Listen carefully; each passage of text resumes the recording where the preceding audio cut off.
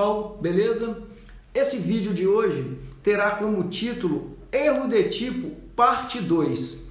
Por quê? Porque nós temos um outro vídeo chamado Erro de tipo parte 1, onde nós conceituamos o que é erro de tipo e falamos as suas espécies, né? Que é o erro de tipo essencial e o erro de tipo acidental.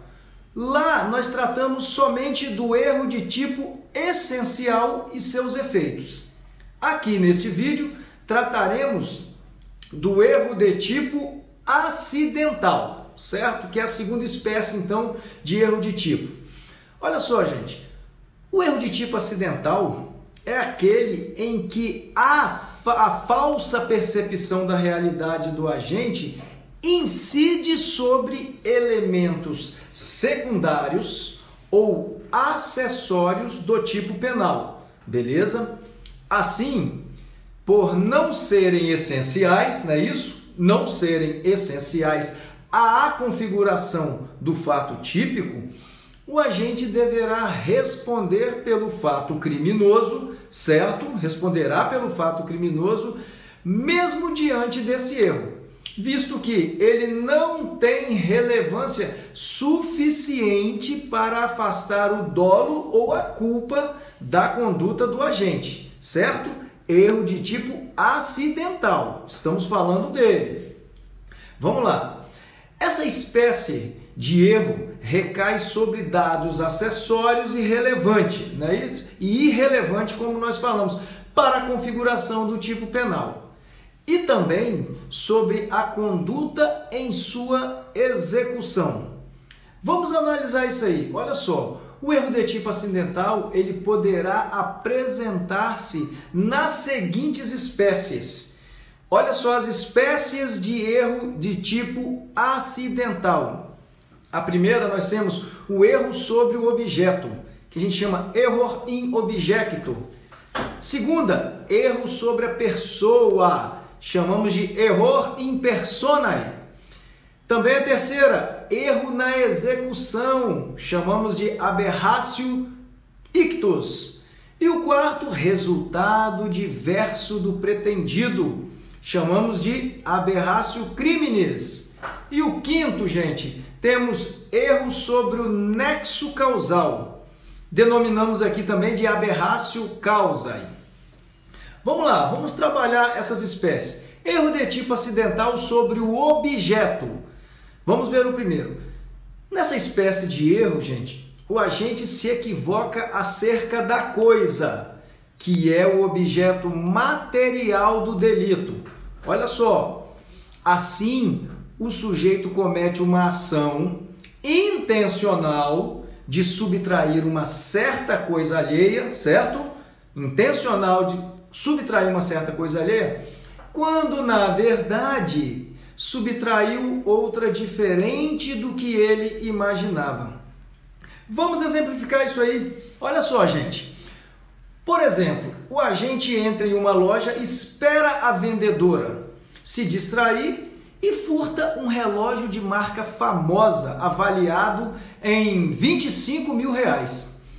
Porém, gente, após chegar em casa, o relógio,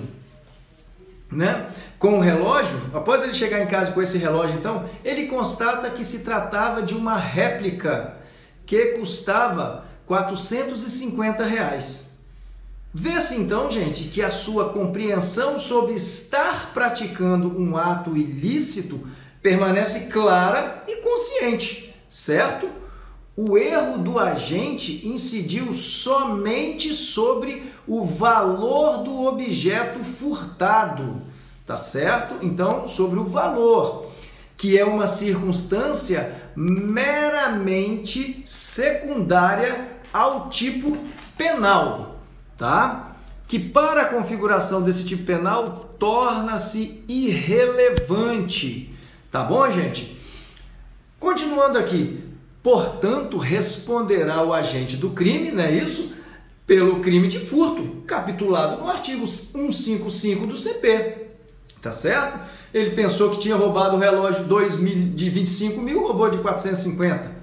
Vamos para o outro. Erro de tipo acidental sobre a pessoa. Olha só, gente. Neste erro, o agente se equivoca acerca da pessoa contra a qual queria praticar o ato criminoso. Ou seja, o agente quer praticar o crime contra A, certo? Porém, por falsa percepção da realidade, né, na hora de sua ação, pratica o crime contra B. Esse erro na situação, né, esse erro na situação fática torna-se irrelevante para a configuração da tipicidade penal. Concordam comigo? Ora, claro, visto que, independente de quem foi a vítima, o ato ilícito foi executado. Tá certo? Vamos trazer mais um exemplo aqui então, gente. Olha só. Imagine que A, com ânimos de matar B, que era seu irmão, por causa de uma briga de herança deixada pelos seus pais, certo? Ele avistou o carro dele, né, à noite, se aproximando da vaga de estacionamento na rua. Então, o que ele fez? Quando ele viu o carro, ele se aproximou do carro no estacionamento e quando o motorista abriu a porta, desfere 3 tiros no motorista, levando-o a óbito. Tá certo? Só, gente, que logo após, ao se aproximar da vítima ao chão, percebe que não era seu irmão B, e sim um amigo dele que se parecia com ele e que veio trazer o seu carro a pedido dele. Olha aí o erro aí, tá vendo? Quanto à pessoa aí. Ora, vamos analisar esse exemplo acima então, né, gente? Olha só. Independente de o agente A ter matado B, seu irmão ou amigo dele, o dolo de homicídio está presente na conduta, certo? O dolo de homicídio está presente na conduta sem qualquer equívoco. Concordo? Não tem dúvida, né? Com esse dolo de homicídio. O erro aqui também é irrelevante para a tipificação penal do homicídio, tá certo? Porque o dolo permanece de qualquer forma. O próximo, gente, é o chamado erro de tipo acidental na execução. A gente chama de aberratio ictus. O que acontece aqui? Essa espécie de erro ocorre quando o agente, com a intenção de atingir uma pessoa, ele erra na execução de sua ação, atingindo pessoa diversa. Neste erro, gente, o agente tem plena consciência do que está fazendo, certo? E não há nenhuma falsa percepção da realidade no momento de sua ação, tá certo? Ocorre aqui um erro em sua pontaria, que acerta o alvo errado. É isso que ocorre aqui. Esse erro poderá ocorrer de forma acidental e das seguintes formas, gente. Na hora do tiro, o agente escorregou e disparou errado. Sim, pode ter acontecido dessa forma. Ou alguém esbarrou nele, ou também pode dar-se esse erro por mero erro de pontaria, tá? Então, ele meramente erro na execução. Assim, por exemplo, gente, vamos aclarar isso com um exemplo. Imagine que A avistou B, seu inimigo, do outro lado da rua, conversando com C. Beleza? Neste momento, A se posta em um terreno baldio, atrás de um muro, e aponta a sua arma mirando em B, tá? Mirando em B, que encontrava-se ao lado de C. Tranquilo? Legal. Em seguida, dispara um tiro em direção a B, seu inimigo, mas erra o alvo e acerta C. Viram aí? Levando-o a óbito. Certo? Ora, conforme então esse exemplo, né, por nós citado aqui, A tinha total entendimento do caráter ilícito do fato, beleza? Não temos dúvida aqui. E assim o fez. Porém, errou o alvo e acertou a pessoa errada. Logo, né, gente? O agente A responderá como se tivesse acertado B, que era seu inimigo alvo, dolosamente pretendido. Tá certo? A outra espécie aqui também, gente, aqui ó, é o resultado diverso do pretendido, que nós denominamos de aberratio criminis. Olha que legal isso aqui. Resultado diverso do pretendido, gente, é uma espécie de erro na execução, tá certo? Pois neste o agente almeja atingir um bem jurídico, certo? Então ele almeja atingir um bem jurídico. Porém, errando a pontaria, atinge um bem jurídico diferente do qual pretendia atingir. Tá certo? Nessa espécie de erro, o agente quer atingir uma pessoa, mas erra e atinge uma coisa, certo? Ou quer atingir uma coisa, mas por erro atinge uma pessoa, certo? Olha só. Vamos exemplificar isso aí também. O que poderemos falar aqui? O conceito acima, né? Nesse conceito acima, o agente quer arremessar, né? Nesse exemplo, ele quer arremessar uma pedra contra uma pessoa com ânimos de lesioná-la. Beleza, gente? Mas erra a sua execução e acerta o vidro do carro que estava estacionado na rua.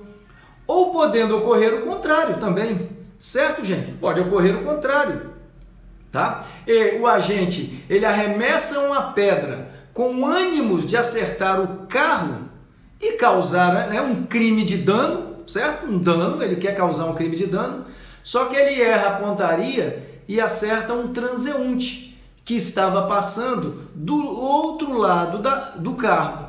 Legal? Tá vendo? Então pode acontecer uma situação dessa. Assim, gente, o resultado diverso do pretendido, de acordo com as consequências da conduta, tá? Poderá apresentar-se de duas formas, certo?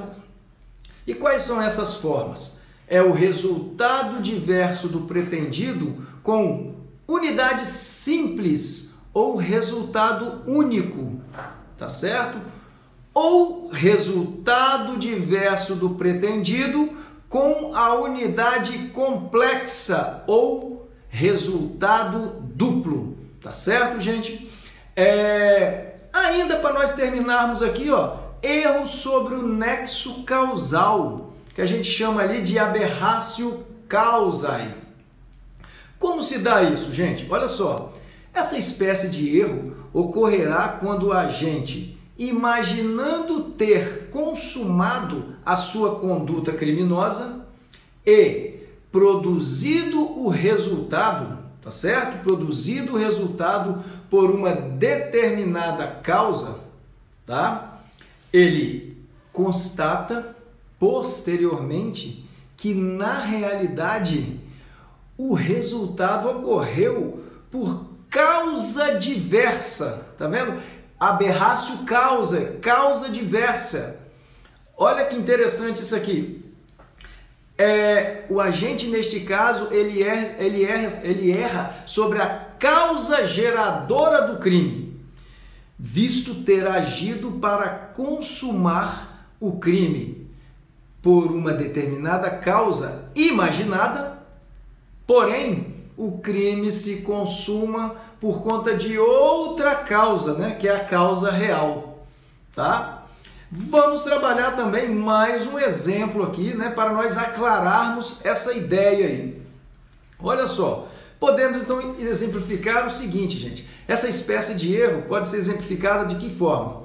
Olha só, um exemplo doutrinário, que é o caso de José, com ânimos de matar João, avista-o andando em uma ponte. E, sabendo que João não sabia nadar, certo? Não sabia nadar, empurra-o para matá-lo afogado.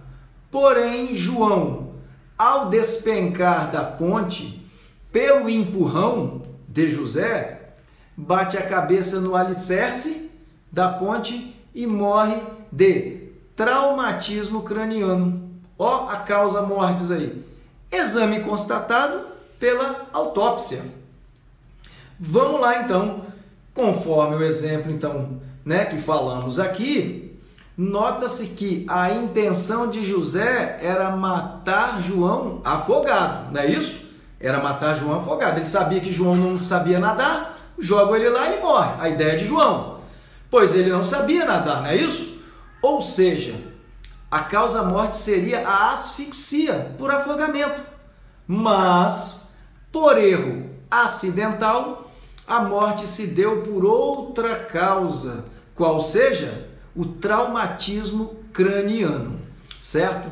Então, gente, matéria muito importante, tá? Esse erro de tipo essencial, erro de tipo acidental, muito importante como tese de defesa, tese de acusação e, como eu falei em aulas atrás, isso despenca em concurso público. Vale a pena estudar com profundidade. Valeu?